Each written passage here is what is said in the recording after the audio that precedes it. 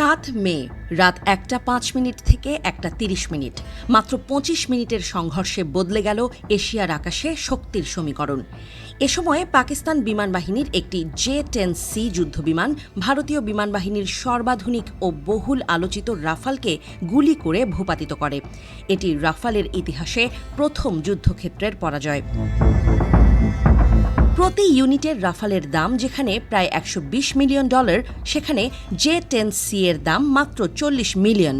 তাই শুধু অর্থনৈতিক দিক থেকেই নয়, প্রযুক্তিগত ও সামরিক দৃষ্টিকোণ থেকেও ঘটনাটি ভারতের জন্য বড় ধাক্কা এবং পাকিস্তানের জন্য তাৎপর্যপূর্ণ সাফল্য হিসেবে বিবেচিত হচ্ছে। ঘটনার সূচনা ভারতীয় বাহিনীর অপারেশন সিঁদুরের মাধ্যমে। পাকিস্তান অধিকৃত কাশ্মীর লক্ষ্য করে চালানো সেই অভিযানের জবাবে পাকিস্তান শুরু করে অপারেশন বুনয়ানুম মারসৌস। এই পাল্টা অভিযানের সময়ই ভারতের এক রাফাল বিমান গন্তব্যে পৌঁছার আগেই পাকিস্তানি J-10C এর নিশানায় পড়ে যায়। পাকিস্তানি বিমানটি চীনের তৈরি PL-15 দূরপাল্লার BVR ক্ষেপণাস্ত্র ছুঁড়ে হামলা চালায়। PL-15 কাজ করে first to lock first to kill কৌশল অনুযায়ী। অন্যদিকে ভারতীয় রাফালে যুক্ত ছিল মেটেওর ইউরোপীয় উন্নততর BVR ক্ষেপণাস্ত্র, যার পাল্লা ২০০ কিলোমিটারেরও বেশি।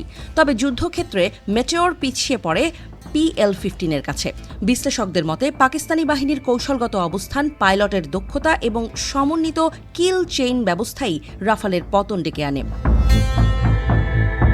রাফাল ছিল ভারতের আকাশ প্রতিরক্ষার ক্রাউন জুয়েল।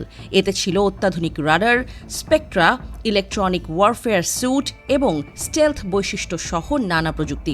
তা সত্ত্বেও তুলনামূলকভাবে কম দামি J-10C এর হাতে তা ভূপাতিত হওয়া বিশেষজ্ঞদের কাছে এক গুরুত্বপূর্ণ ইঙ্গিত। বিশ্লেষকরা বলছেন, এটি একক প্ল্যাটফর্ম বনাম প্ল্যাটফর্ম সংঘর্ষ ছিল না, বরং পাকিস্তানের যুগোপযোগী নেটওয়ার্ক সেন্ট্রিক যুদ্ধ কৌশল, উন্নত তথ্য বিনিময়, রাডার ও উপগ্রহ সহায়তা এবং ক্ষেপণাস্ত্র সমন্বয়ের ফলে তারা এই সাফল্য অর্জন করে। এই ঘটনার সরাসরি প্রভাব পড়ে আন্তর্জাতিক শেয়ার বাজারেও। DCU অ্যাভিয়েশনের শেয়ার প্যারিস স্টক এক্সচেঞ্জে তাৎক্ষণিকভাবে পড়ে যায় ৬%। এদিকে J-10C নির্মাতা চীনের AVIC এর শেয়ার শেনজেন স্টকে বেড়ে যায় প্রায় ৩৮%।